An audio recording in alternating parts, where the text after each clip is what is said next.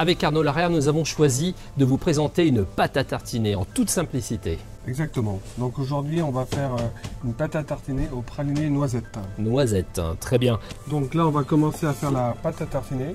Donc on a mis dans le premier récipient le praliné noisette et on va verser le gianduja. Donc on mélange à la maryse, tout simplement. Le gianduja, il est fondu en fait à peu près à une petite trentaine de degrés maximum. C'est ça, juste fondu. On incorpore la pâte de noisette.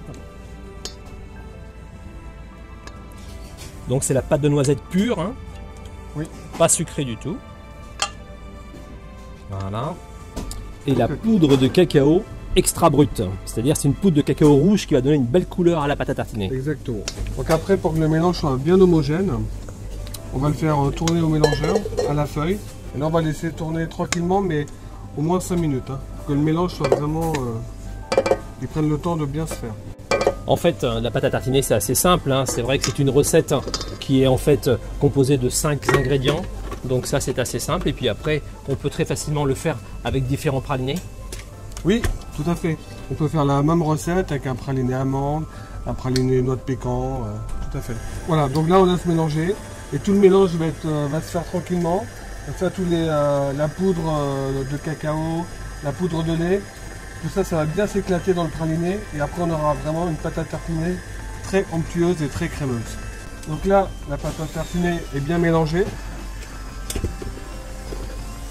Oh, Philippe, elle est bien lisse. Bien lisse, ouais. Voilà, toi, elle est bien crémeuse. Impeccable. Donc là, maintenant, on va pouvoir la mettre en pot, tout simplement. Donc l'idéal, c'est de prendre une poche. Donc moi, j'ai prévu des petits pots, voilà.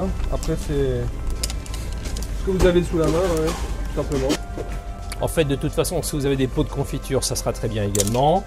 Alors, qu'est-ce que l'on fait avec cette pâte à tartiner? Donc, à la maison, vous pouvez l'utiliser bien sûr pour mettre sur des crêpes, sur des gaufres, sur des pancakes.